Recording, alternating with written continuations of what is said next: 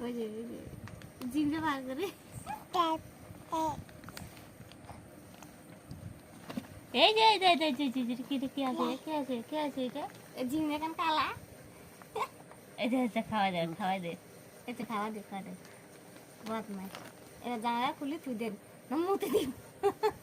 এবার খুলি আলা আল্লাহ একদম শুনবি না